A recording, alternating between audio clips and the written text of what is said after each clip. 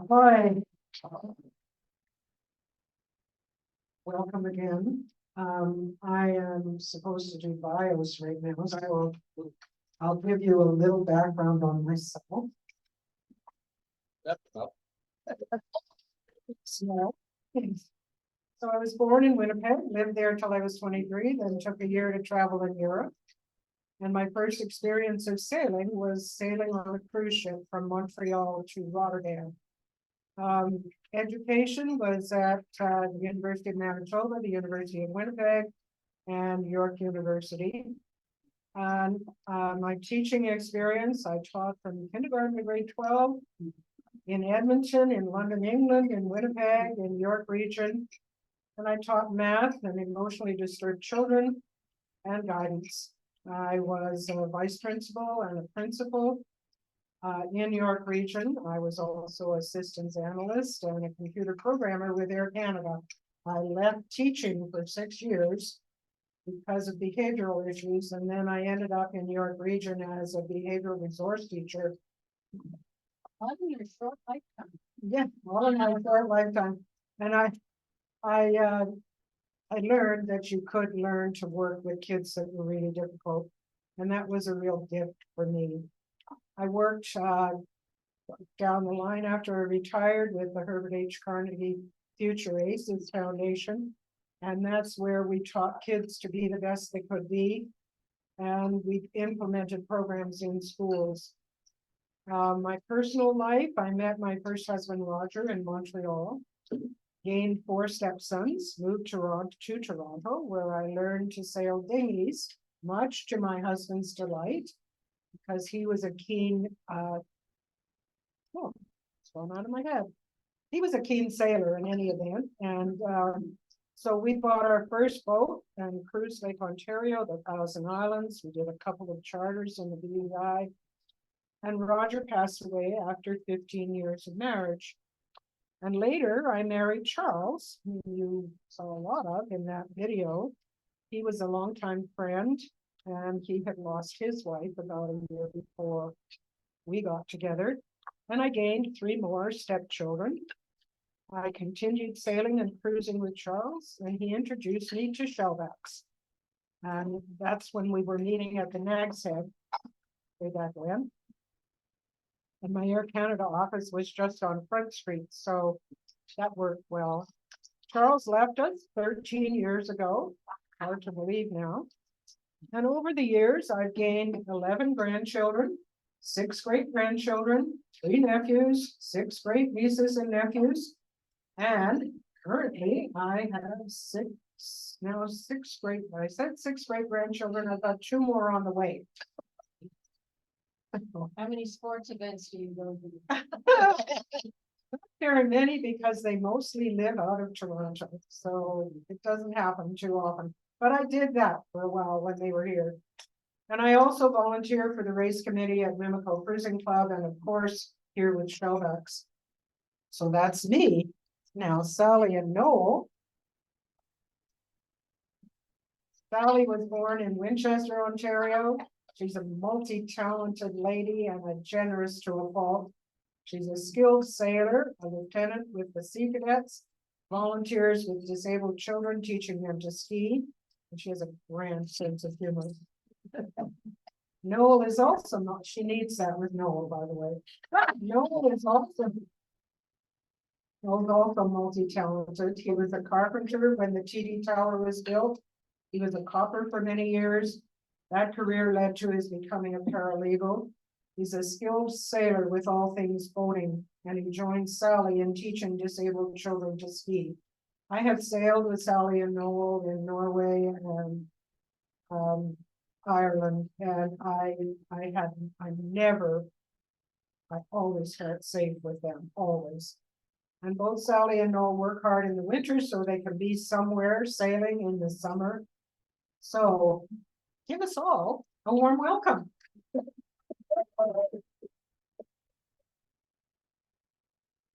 You don't have to come up, but I would love it if you did. And stand with me. Where am I pointing this? That's- No, Just a little history of. The hairline hasn't changed. Uh, So if you're looking at the picture, you might find me in there. he's always got a hat on, so you can't tell that anyway. So just a little bit of background here. Henry the Seventh commissioned Cabot to sail west and claim the new lands. He successfully crossed from England in his quest, and the voyage led to an unexpected new land, not the Far East, but the eastern coast of the mid-continent. He would go down in history as John Cabot, the explorer who claimed Newfoundland for a British king. And but he wasn't the first European to arrive on those shores. These 500 years earlier, Norse Vikings landed at the Lonzo Meadows. Legend has it that an Irish monk St. Brendan landed in Newfoundland 400 years before the Vikings. John Cabot's voyage in 1497 marked the beginning of the British colonization of the New World. And he sailed on to Newfoundland on a caravel Matthew. It was approximately 60 feet long with a crew of 18 men. A replica of the Matthew was built in Bristol, England, using shipbuilding techniques true to the 15th century. Canada and the province of Newfoundland and Labrador are celebrating the 500th anniversary of his landfall in North America with a series of events and activities throughout the year. And the Matthew is recreating the voyage as part of the celebration. So that's the history. And there is the Matthew, the caravel. And here are the organizers of the flotilla. And I don't think I have them all here, but Robert O'Brien was with the Royal Newfoundland Yacht Club. John Dunford was with MCC. Phil Hawkins was in Twillingate, and Wayne Mullins was here at the National Yacht Club. This group did a tremendous amount of organization to get this flotilla up and running. Not the least of which, well, first of all, I think Robert O'Brien had the idea, and then they visited every port along the way to ensure that the port would be ready to receive 75 boats. And by the way, as you noticed in that video, some people said there were 40 boats, some people said there were 90 boats. There was a mix up all the time about what. And so here, this is a bad picture, but I think these are the other organizers. And this was out of the GAM magazine, Karen Larson, if you remember. She did a couple of very good articles on GAM, and including this one here, the Flotilla 97 benchmark for the future. So they are John Dunford, Anne McPhee, Wayne Mullins, Phil Hawkins, Bob O'Brien, and Ernie Dorsey. So I'm sorry the picture's so bad, but I had to copy it. And this is the route. I tried to get it in red, so it's a little hard to see, but you've seen it, and it's only got 20 ports here, but I think there were 24 ports that they stopped in. And there was a special call sign for the flotilla, CF3 NYC. The Radio Amateurs of Canada and the Canadian government assigned this. Charles went forward to get it. And just about ham radio, there were about 10 boats that were ham equipped, but there may have been more.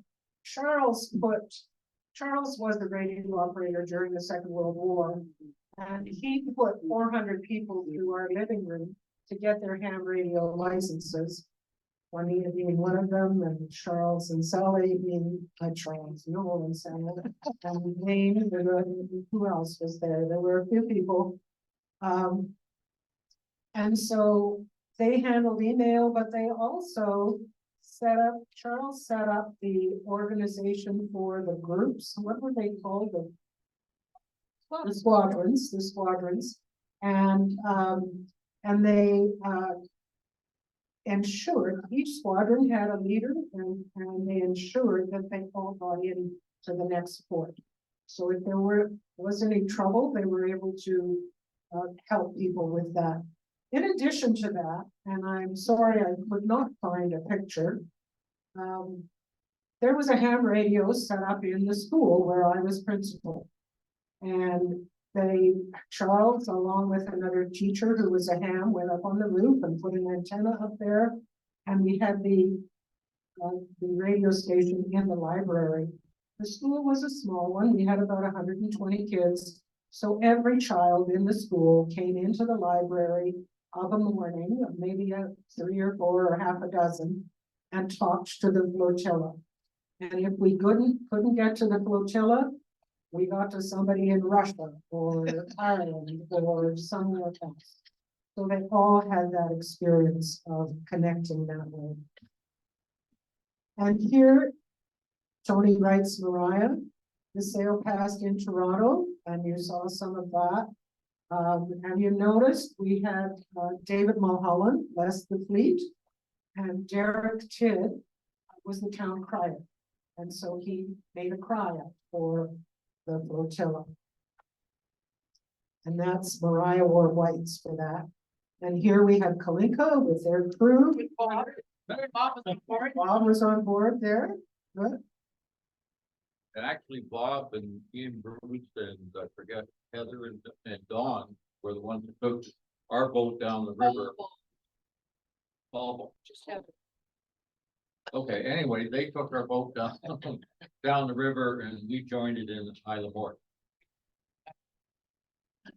And so here we have Mariah's nav station, and I think probably most nav stations looked like this.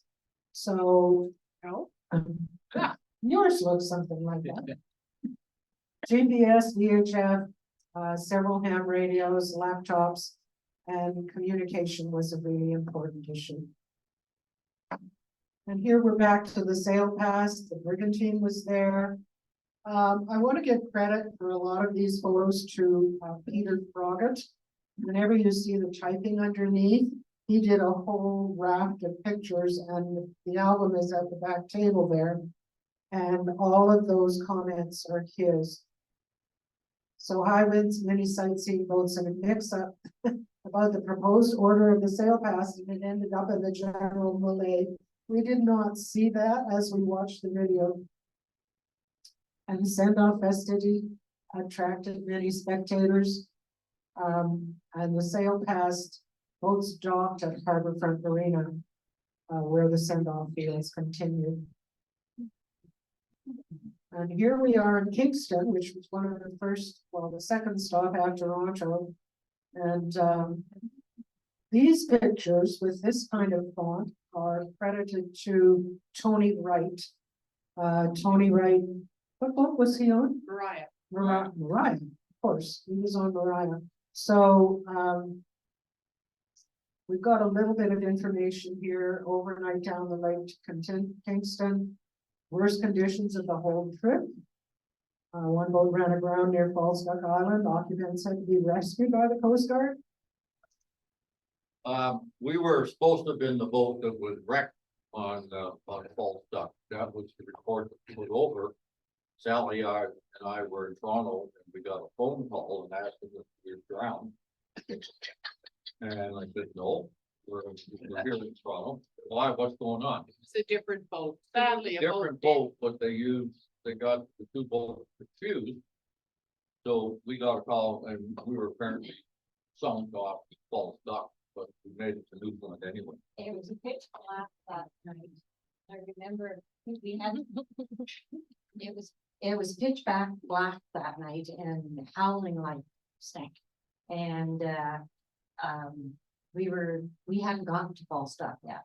And listening to them crying out, they lost their cat, and they lost their dinghy. I think it flew off, and it was just like the heart was in my throat listening to them.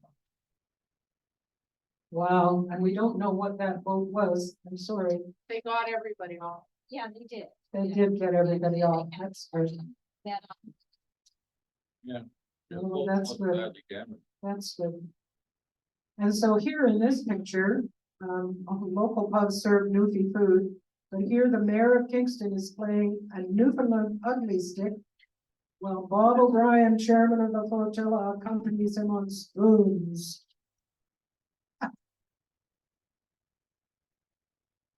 And then we're on to Brockville, proud again, but receiving a wonderful reception. And this was really the situation at every port. The reception was amazing.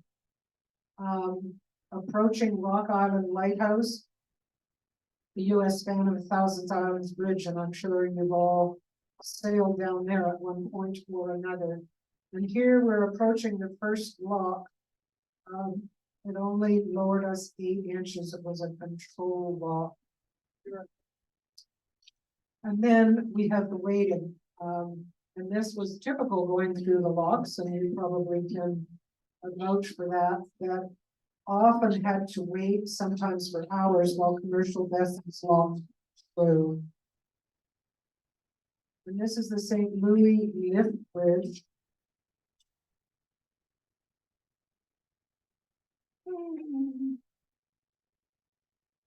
Yeah, moving. Oh, there we go. And here we are waiting again, this time wrapping up at the Boharno lock in stormy weather. The flotilla received far less help and consideration in the Canadian locks than they had in the American operated locks that had been gone through earlier.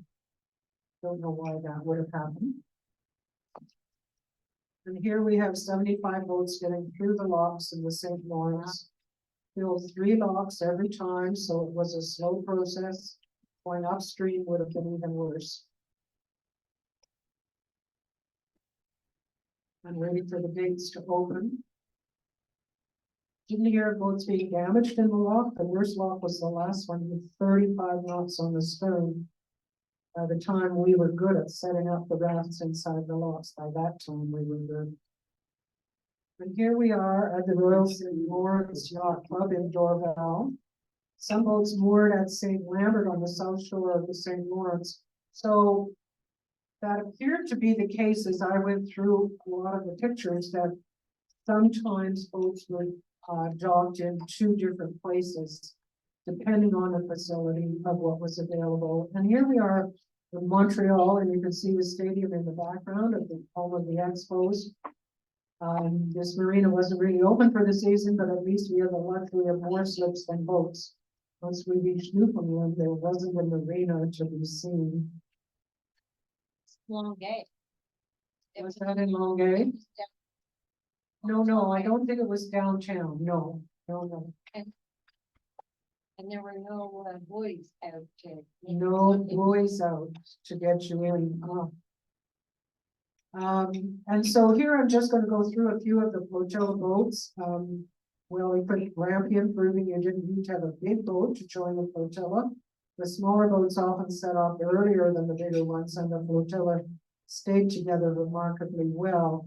And here we have Kalinka, and this time they're near Grey River, which is in Newfoundland, by the way. And Rain Dancer, a wooden 75-foot Stevens.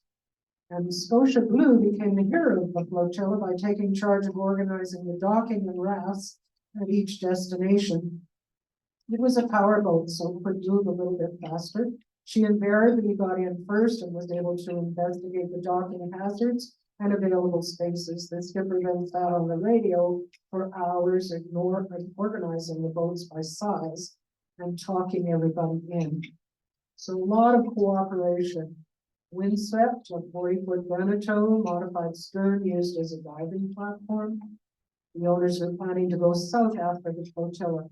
And that's what happened too, is many of the owners, excuse me, can you take those back? Because they're up here talking with me.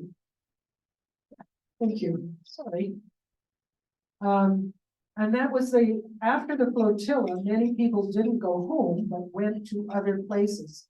And we'll talk about that later. And here's Blue Dragon, a 34-foot steel schooner that powers through the St. Lawrence Trough. Sailing the St. Lawrence between Three Rivers and Tadoussac is all about getting the tide right, or you'll end up going backwards. You can work it out for yourself from the tide tables, but every marina, yacht club, or harbor has someone with a useful rule about when to leave to get to a certain destination. Did you find that as you were?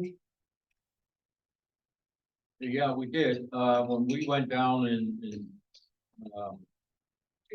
2000, we went by the Saguenay River at 17.5 knots because we were running the tide. There is not this, I can get, go to the current. Oh, and Juanita said there's an atlas now that shows currents and tides, etc. And then there's Deer Lake, an 80-foot vintage tug, specially renovated for the Flotilla, pressed into service several times when engines failed on other boats. One occasion she had 3 boats in tow on the south shore of Newfoundland.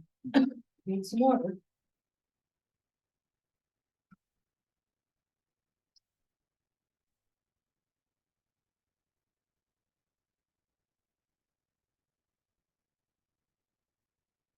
And here is the port of Sorel or Sorel. And again, a crowded space for all. And then Trois-Rivières was the 6th port. And the view over the marina at Ville San Quentin River on the Trois-Rivières. And Dawn on the St. Lawrence. I found several pictures like this. It must have been one of the nicest times, is getting up so early. Honoring Mercier bridges. And you're looking backward here. Oh, I didn't move that one out. And Quebec City, and they received a really warm welcome. As you can see, the flag as they're coming up, a wonderful reception again. And Capaleg, Quebec City, that's a marina that is on the north bank of the St. Lawrence, operated by the Quebec City Yacht Club. So I think this is a case of not everybody got into one place. No, everybody got in there because that was halfway between Quebec City and Rimouski. It's the only stop on the way. And it's the only stop on the way down, so everybody would be into this port. Papered out. Well, that was way after you guys went. So it's, because of the tide, you can only do about 7 hours before the tide will turn against you. And, this was 7 hours from Quebec City. And then when you left here on the, falling tide, you did the 80 miles over to Rimouski in one run. There are islands just before Capaleg that you can't anchor at. There are islands. They trial. Yeah. I mean, this is the challenge as you're going up and along this route, is that there are other places to stop. So the challenge is keeping the flotilla together and safe. Oh, sorry, I'm going backwards instead of forwards. And here's Rimouski, the marina on the south bank of the St. Lawrence. The whole flotilla fitted in with no problems. The Low Cabot 500 was not a Quebec event. We were made very welcome at every port along the St. Lawrence. We were greeted at the dock here with a rum punch. That's okay. And this was really interesting. This is a Rimouski, magnificent Art Deco lighthouse, but no longer used. And you can see the view of the new miserable modern one that replaced it from the top of the old one.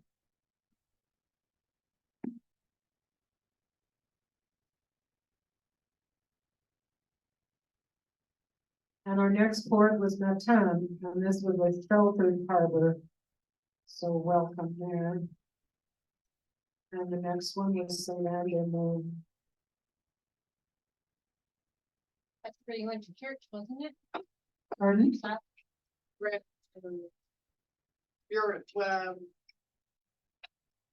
we went there in 2000 to church. We didn't go in 97. You had to be there the right day. So this again is a dawn picture leaving Saint-Anne. And the next one was Rivière Orana. And again, a view over the harbor. And here we have the last of the Gaspé Peninsula as we lead towards Capel. And this is the boat being towed there, and that is Ile de la Madeleine. Middle of this Gulf of St. Lawrence, a number of small islands connected with long sand spits. This creates a series of shallow lagoons which make islands a favorite destination for windsurfers. Soil and rocks are bright red, very similar to Prince Edward Island. And the islands are part of the province of Quebec. Coastline is spectacular. The places are not very hospitable for sailors. Good harbor and marina on the south side.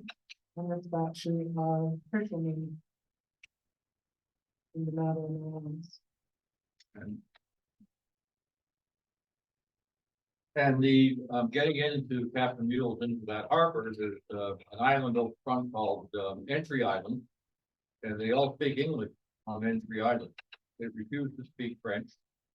And then the Madeleines, of course, are part of Quebec. Well, they're not. They're Acadian, so you're there. You very seldom see the fleur-de-lis or the Canadian flag, but you'll see the Canadian flag. the Acadian flag.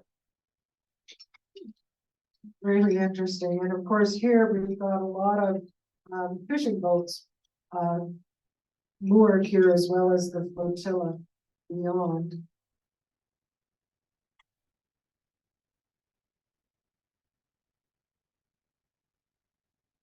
And here's our first landfall on Newfoundland. And these pictures like this from the air are courtesy of somebody by the name of Tom Cochran. I found him online and just pulled pictures. And here we have the town. Are we running out of battery in this? No.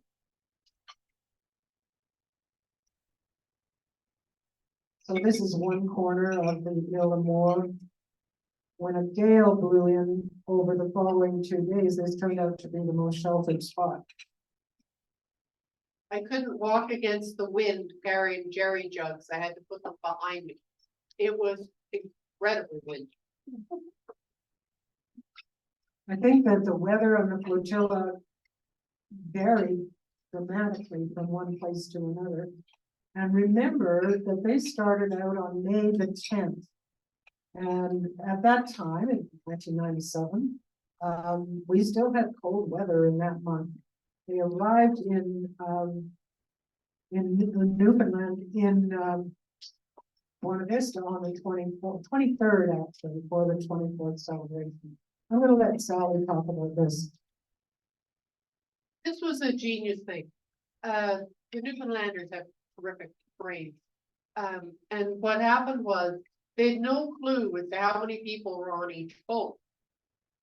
So when Kalinka 1 arrived, our boat, when it arrived, Bob and Ian and the crowd were by. And then Noel and I took over, and it was just the two of us. The only way they could get a reading on the number of people to do meals was they sold us these passports. But I think there was 15 meals in the thing, but it gave them then a head count to cater for. It was a genius solution, and it was come up with the lady from tourism, Sandra Kelly.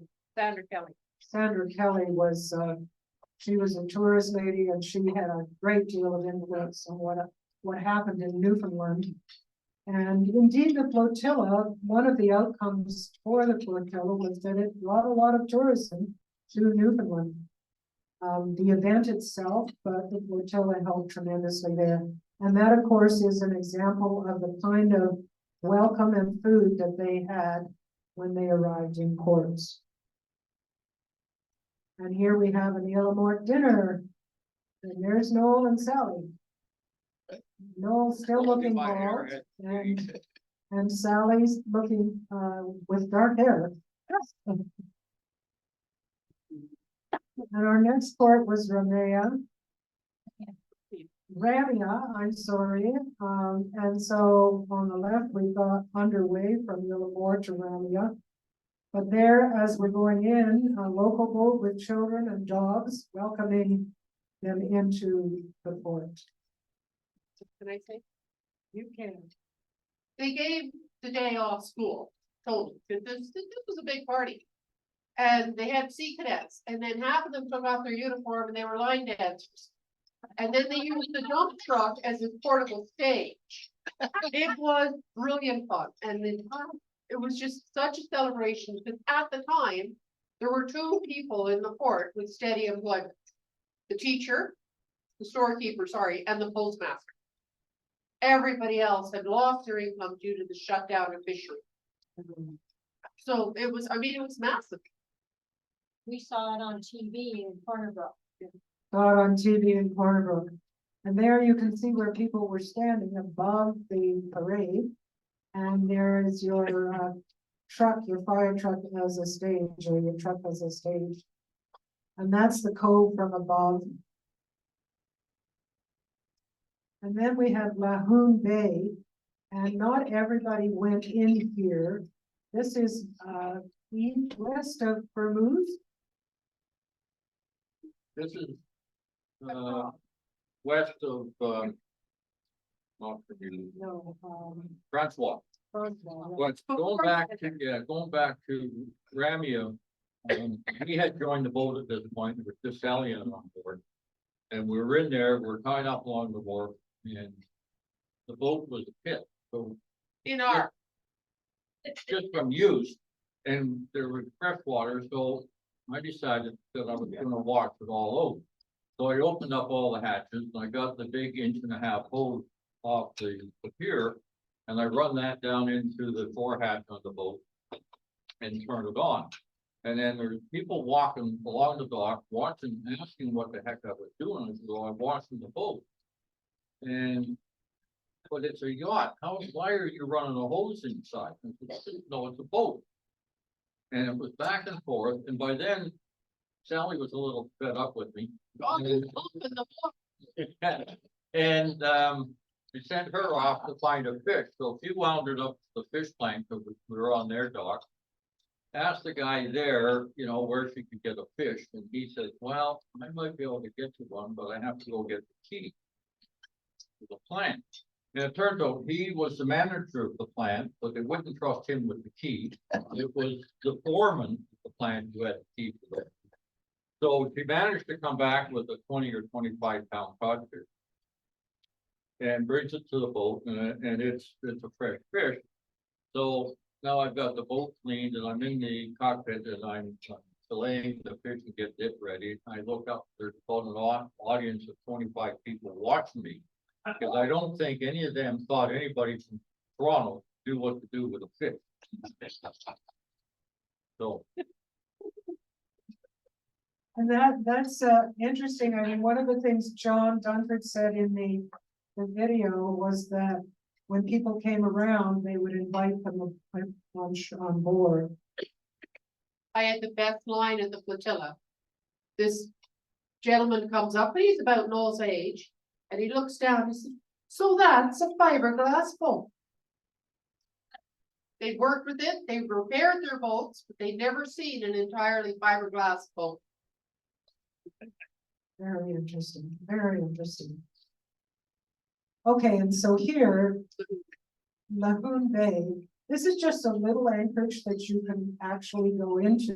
It wasn't a regular stop along the way, but obviously Colleen decided to go in. We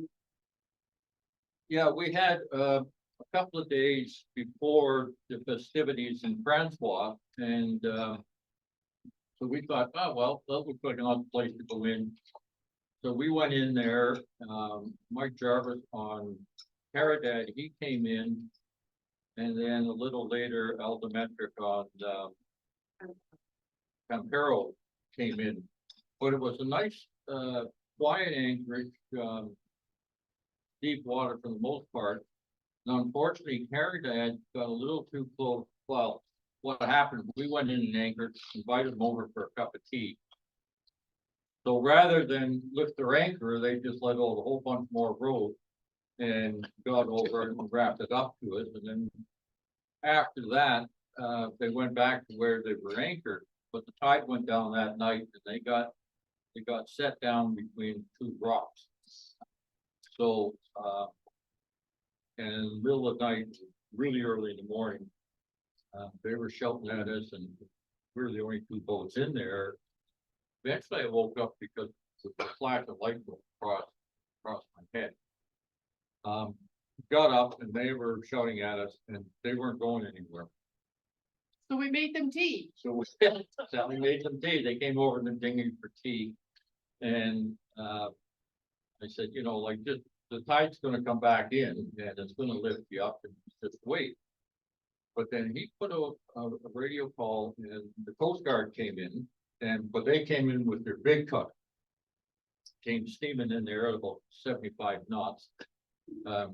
Came to a stop, they threw off their big rubber boat and it came over and it was doing about 25 knots when it came over to Mike. They just wanted to throw a rope onto Caridad, which was a CS-27, and drag it off the rock. And I said, no, you don't want, Mike. I said, you can tell them to stop and go away because the tide's going to lift you up. There's not going to be any issue. If they pull you off, you're probably going to have lots of issues. So we chased them away, and eventually the tide puppy got off, but he busted his propeller.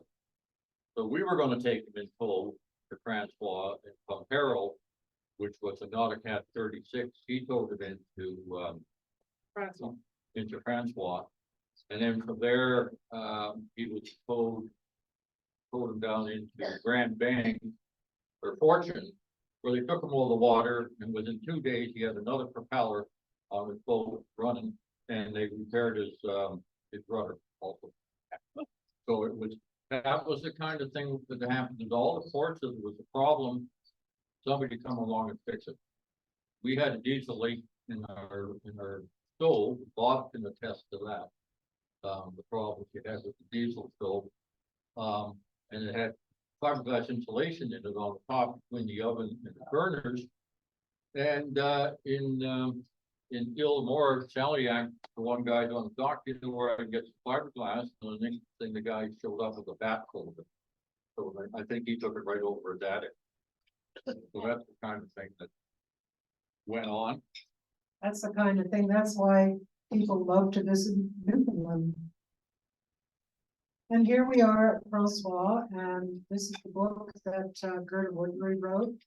And this painting, David Everett's captured the mood of Francois. And we do have another picture that right there. And this is the large raft of Flotilla boats, and I think that's the picture from which the painting was created. Can I talk on it? Yes. So in Francois or Francois, they put down a couple of big moorings. It's desperately deep. And so we showed up the day late, and the guy tells us that I'm to give him a stern line. No, I'm to give him the anchor. And every second boat had a stern line, the other ones had an anchor. And out of all those boats rafted, there was not one tangled anchor row. It was incredible. But he was so funny. So he comes out and he says, okay, now you're to give me an anchor, because the other boat's got a mooring line out, and the next boat that comes along, he's gonna have a mooring line. And then you're to go up for a turkey dinner, and the only sitting that's left is the first sitting. So now be ready to go for a turkey dinner. I'll come back and pick you up at 4:30. And then one more time, and I'll get it. And then he started. Oh. They told us we'd have to speak slow for you people from Ontario. And he did the same dialogue at that table. And I'm convulsing on the bow. I'm laughing so hard. I can't stop laughing. And it's like, Noel comes up because he's thinking of having a medical issue. And it's like, and Noel starts laughing when he hears the guy. And I'll come at 4:30. Pick you up. for a turkey. Oh, man, it's funny. But every boat that he'd helped actually gave him a can of beer, so This that may have fish had something to do with it. So if you look at this, there was really an obscure entrance to Francois. So it had to have been challenging to get in the No. first place. No, No, it wasn't. Well, that's good. They were deep. They don't, they have a floating dock now. And because they, most of these communities have floating dock now because anchoring, you take your chances whether you pick up a freezer or toilet or that's where they dump their garbage. And now they burn it. They're out in nowhere, right? So And their cemetery is very high up. In the valley above the village, and there was a waterfall that went down and feed the local water supply. Looks like a really pretty place. And then on to Fortune, and so we had some boats, smaller flotilla boats docked. In the harborfront of Grand Bank, 3 miles from Fortune, where the larger flotilla boats were docked. Looks like Grand Bank was a moving place. And there we are. I think that's Kalinka there at the front. And I don't know who that is coming in all dressed.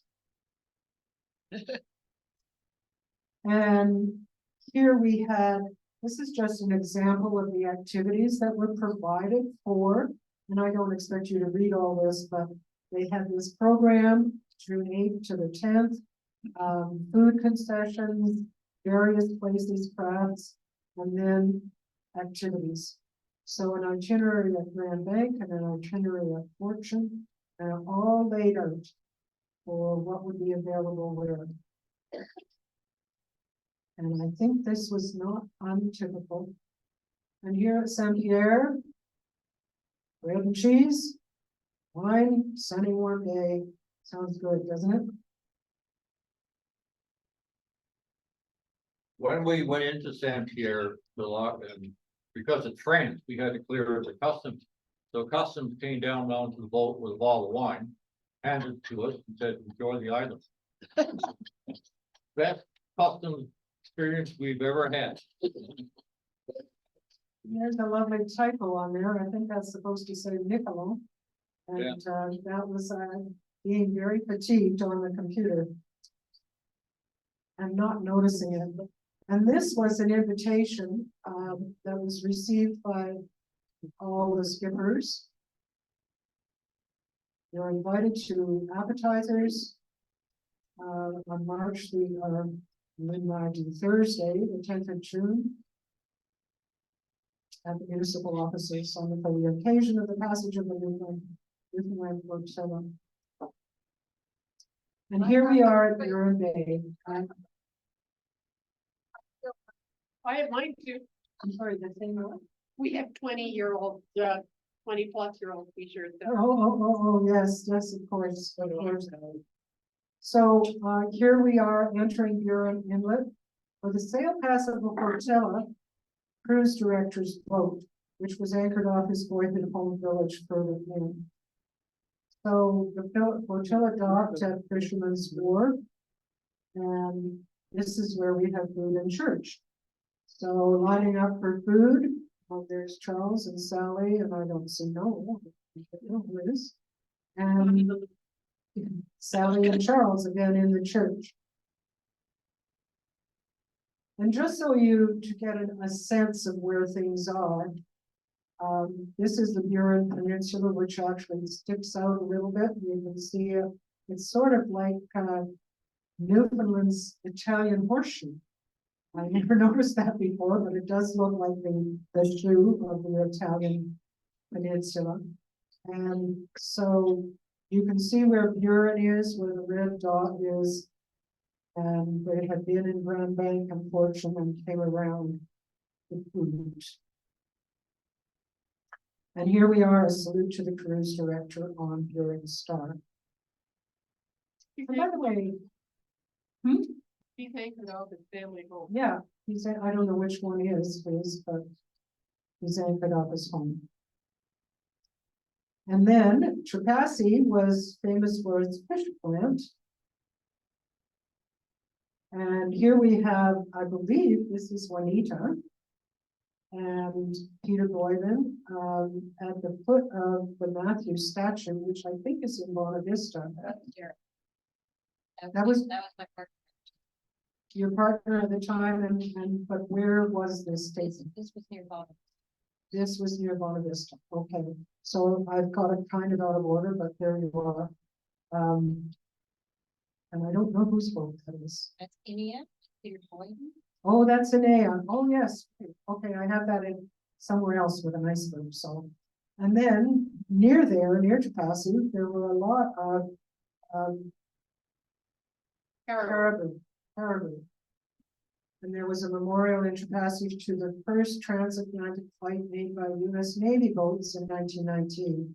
And the repeat flight in 1986 for the 75th anniversary of US naval aviation.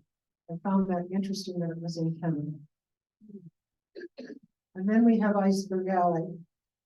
The morning after leaving Trepassey and Cape Race, you can see the lighthouse there.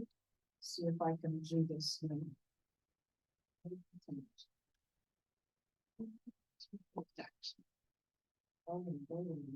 The lighthouse right there, which is the Cape Race Lighthouse at the southern end of Newfoundland. Unbelievably calm that day, but this is the kind of thing that seems to come by that area. And that is in a near Thermuse, and an iceberg, and the Buren Star near a similar iceberg. And then in Thermuse, we're overlooking the harbor there. And this is Herb Bradley Sr. and Jr. on their boat, Mary Mad. And they ferried Peter Froggatt from Millennium 2 to El Siete Mares on the dark and rainy evening, then he transferred his beer. So one of the things that happens when you're traveling is that you have to get along with other people, and sometimes it doesn't always work out. And so Peter Froggatt made a change and was welcomed aboard El Siete Mares. And here's a Newfoundland map of the East Coast. And again, you've got Cape Race down there near the Moose and up to St. John's, and Conception Bay, where the Flotilla came in, where Matthew came in. Here we are at St. John's, and all those lovely colored houses and roofs. Crowded dockside scene. And This is, I met a friend from college. And this is when I learned that the local sailors couldn't believe that there were gonna be this many boats from Toronto, because they really didn't think would make it. And then the other line he comes out with, he's looking at all the yachts and he says, well, there's no white crabs. And I then went, yeah, I said, those are really expensive, and really it just was a bridge too far. Well, sure, you only ever need it once.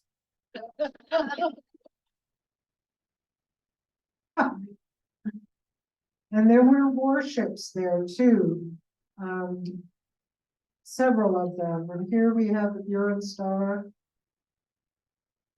And Marconi received the first transatlantic wireless transmission atop Signal Hill, a landmark achievement in global communications history. And Charles received a Marconi Award. Maybe we'll just pass this around so you can take a look. From the city of St. John's for his work as communication officer on the Flotilla.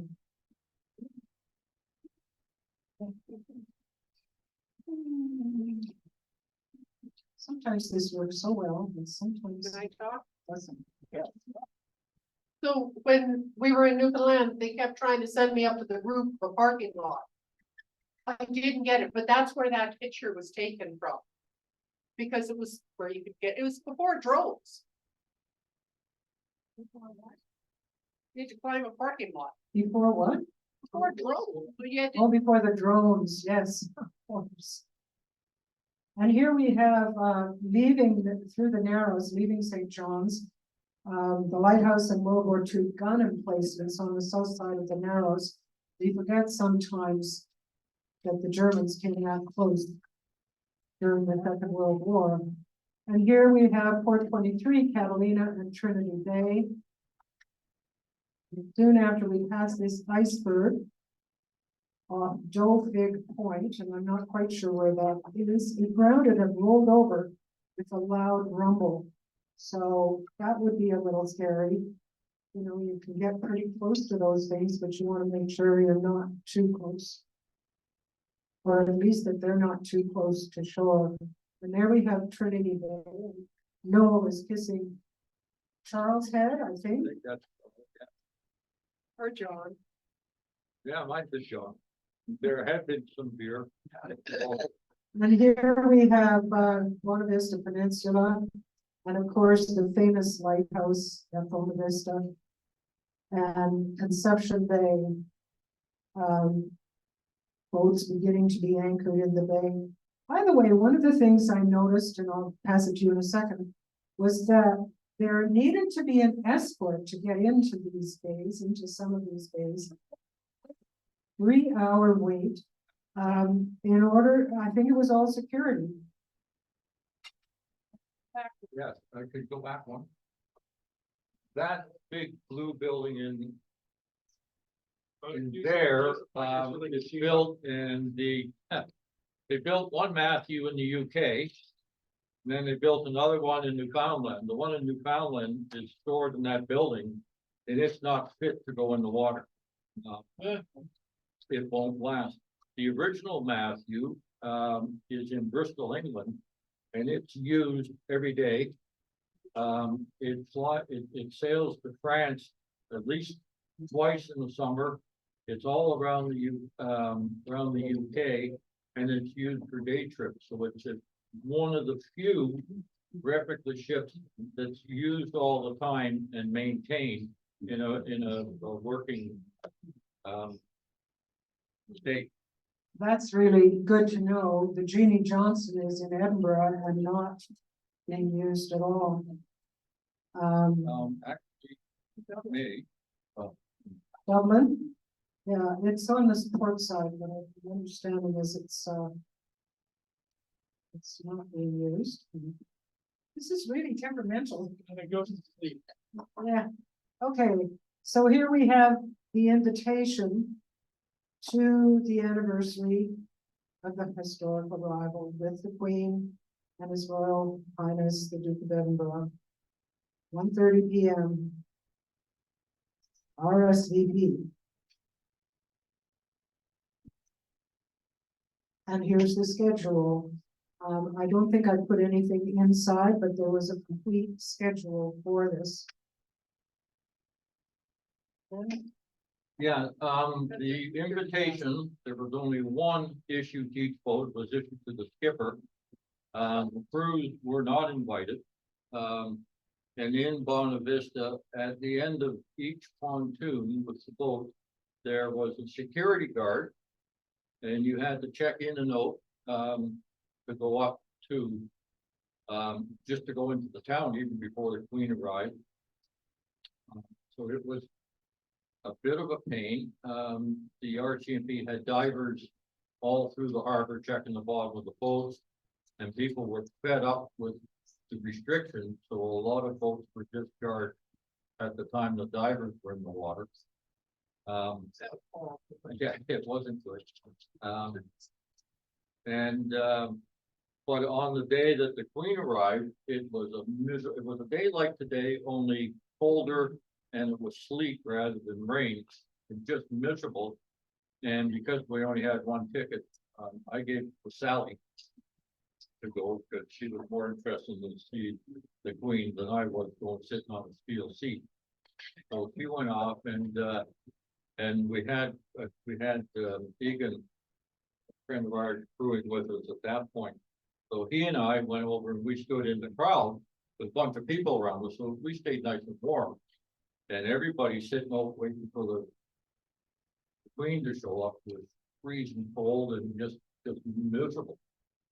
You had bought rum with Mike on Scotia Blue and water on the boat. Wasn't beer felt. And this was issued, how, what, for what? That was that was the only thing. Oh, so you had to wear that when you went to the, Yeah. We only got one per boat, so you all had to stay together all the time. okay. And here we're waiting for the engine, the Matthew to enter the harbor, and people just coming into town to see the event. Their parking lots outside and they would be busted. Oh, parking lots outside and they would be busted, and it was foggy that day, so it was hard to see. And also, if you look at the right, there's a helicopter there hovering over the ship again, for security purposes. And the Queen making her speech to welcome the Matthew. I don't know if she welcomed the Flotilla, but she did welcome the Matthew. And people watching, and there's the Matthew going into its berth on the other side there. And they really celebrated. They had the snowbirds. So it was a big event. And the Queen went around afterwards and actually was shaking hands. Brian Tobin was there as well. And those are crew members in costume. And again, in costume. This is, I think, not the same day, but they moored the boat on the other side. And this picture is all the Flotilla members. And that's taken where the Matthew was moored. And the Matthew was open to the public after that. And there are Sally and Noel and Egan on board. And so it was alongside, as I said, open to the public. And here we are saying goodbye to Bonavista. And from there, they went to Bay de Verde, Harbor of Refuge in the fog. And then Harbor Grace, the schooner down north passing a Canadian warship just outside of Harbor Grace. Wales. From there. There were pictures of whales, and I don't. We- The Matthew being escorted into Harbor Grace at dusk. And then here we are at the Royal Newfoundland Yacht Club in Long Pond. And so they docked and stayed there for a while. And there were celebrations here, the Premier making a speech, the Flotilla directors responding. And El Cid receiving his gift. It was a gift from the tourism minister from Sandra Kelly. Al Cid was the little dog. Yes, El Cid was the little dog, and Jerry, I think, was. But we renamed the dog Fender. Seemed appropriate at the time. Yeah. And there's Sally receiving a gift.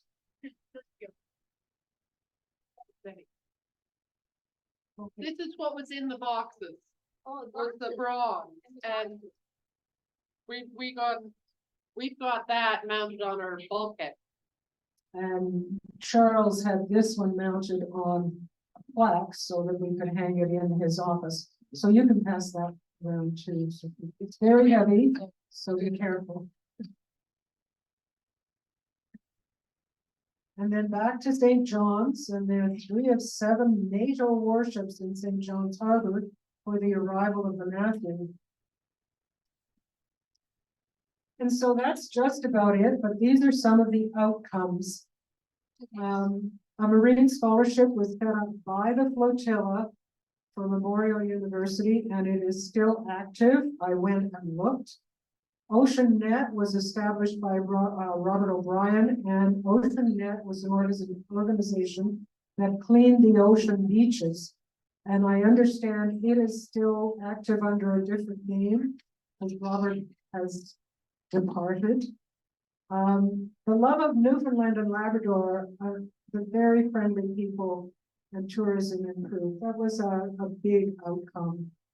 And then the Matthew afterwards circumnavigated Newfoundland and then sailed back to Toronto, making stops along the way, and then went back to Bristol. And Noel just told you about how it is still being used today. And Bruce Kemp created a calendar in 1999. It's on the table at the back there, if you wanted to take a look at it. There was also a 10-cent coin that was minted for the event.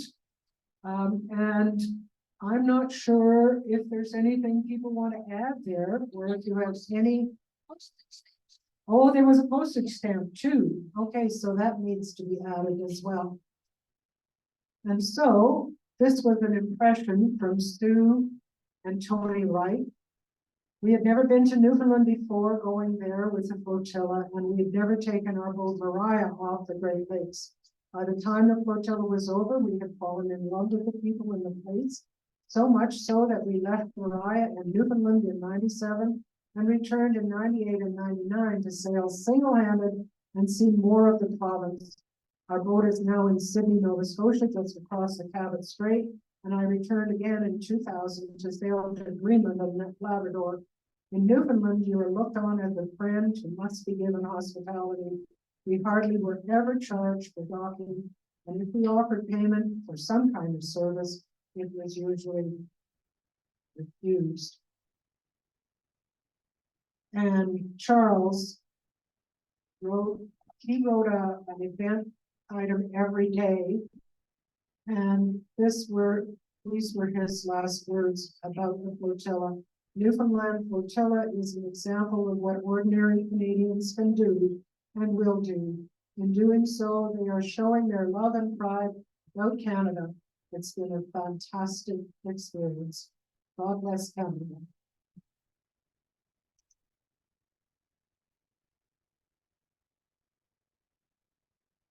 Thank you so much. And Anybody got a question? any questions or comments? Two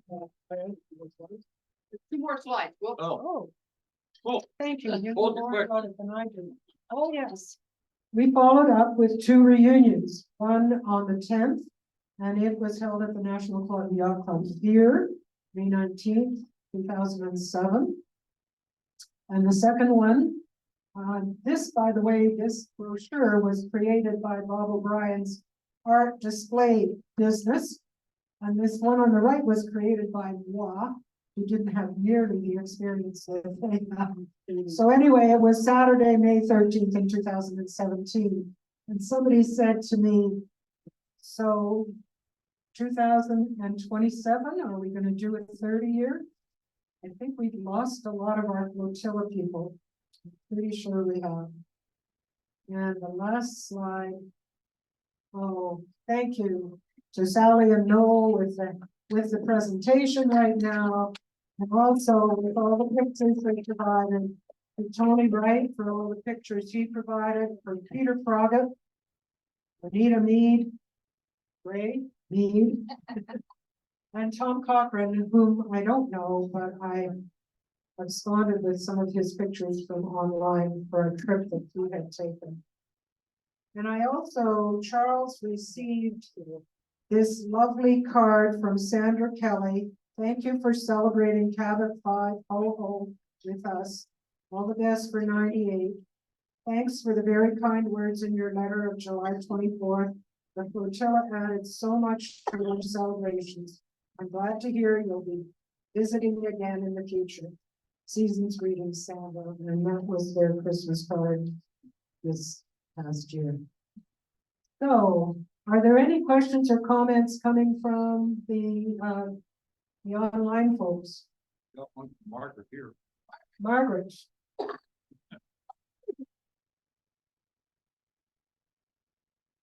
Thank you so much for the great presentation. Him and I were in Bonavista in 99, and they had a replica of the replica of Matthew because they wanted it as permanent exhibit. So is that the one he was talking about? Yes. in the shed, yeah. Yeah, that's the same one that's in the shed. That's the one that's in the shed, but. Yeah. Okay. Yeah, they had it in the water, then they had to move it into the shed. Because I think it had some dry rot, and then they decided that, it's best to keep it in the shed. Okay, yes, Ron. On your way out today, you could also stop by the chart room. There's a plaque commemorating the event Oh, in the chart room downstairs. okay. Thank you, we'll do that. Okay, I have a question. What were dog boys with molasses? What was? Dog boys with molasses, that was on one of the menus. Hot rolled? No, doughboys. And Oh, boys. That's really good. Yeah, yeah. It's fresh hot bread smothered in molasses. Oh, yeah. I can't make bread at home without giving him the crusts with covered in molasses. And you learned that there, right? Yep. Jim, It's a question of wine, I think. Another food question, what was the mulberry pie? I think that was the correct name. It was mulberry with pie, the lunch. mulberry pie? Same menu. It was with the lunch. The lunch dessert. I don't know, but they had very interesting cloudberries or bake apples. You can get in Finland and Newfoundland. And then there's lovely little red berries that aren't poisonous, that are delicious, that are ripe for about 2 weeks. So all these pies were made from fruit from everybody's freezers because it was stuff that, then you get murdered by black flies in Newfoundland picking fruit. But they enjoy that, the picking fruit.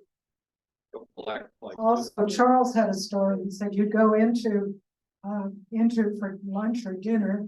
And what kind of pie would you like, sir? He said, oh, I'll have a slice of that. And she plunked the whole pie in front of him and said, it's yours.